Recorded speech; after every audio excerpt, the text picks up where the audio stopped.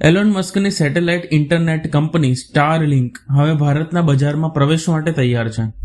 6 જૂન 2025ના રોજ ભારતના ટેલિકોમ મંત્રાલયે સ્ટારલિંકને સેટેલાઇટ ઇન્ટરનેટ સેવા શરૂ કરવા માટે જરૂરી લાયસન્સ મંજૂર કર્યું છે. આ મંજૂરી સાથે સ્ટારલિંક ભારતની ત્રીજી એવી કંપની બની છે જેને સેટેલાઇટ ઇન્ટરનેટ સેવા માટે લાયસન્સ મળ્યું હોય. અગાઉ રિલાયન્સ જીઓ અને ભારતીની વન વેબને આ મંજૂરી મળી હતી. સ્ટારલિંકનું મુખ્ય લક્ષ્ય ભારતના દુર્ગમ અને ઇન્ટરનેટથી વંચિત વિસ્તારોમાં ઝડપી અને વિશ્વસનીય બ્રોડબેન્ડ સેવા પહોંચાડવાનું છે. ભારતમાં લગભગ 40% હજુ લોકો ઇન્ટરનેટથી વંચિત છે, ખાસ કરીને પર્વતીય અને ગ્રામીણ વિસ્તારોમાં.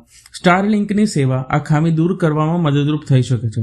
માર્ચ 2025માં સ્ટારલિંકે ભારતની બે મુખ્ય ટેલિકોમ કંપનીઓ રિલાયન્સ જીઓ અને ભારતી એરટેલ સાથે સહયોગ કરવાના કરાર કર્યા છે, જેનાથી સ્ટારલિંકની સેવાઓને વધુ વ્યાપક બનવામાં મદદ મળશે. હાલમાં સ્ટારલિંકે વિશ્વમાં સૌથી મોટું સેટેલાઇટ માળખું ધરાવે છે, જેમાં 6750થી વધુ સેટેલાઇટ્સ છે, જેનાથી વિશ્વભરમાં અનેક દુર્ગમ વિસ્તારોમાં પણ ઇન્ટરનેટ સેવા ઉપલબ્ધ થઈ રહી છે. આ લાયસન્સ મળવાથી સ્ટારલિંકને ભારતના ડિજિટલ માળખાના વિકાસમાં મહત્વપૂર્ણ ભૂમિકા ભજવવાની તક મળશે, ખાસ કરીને એવા વિસ્તારોમાં જ્યાં પરંપરાગત ઇન્ટરનેટ સેવા પહોંચાડવી ઘણી મુશ્કેલ છે.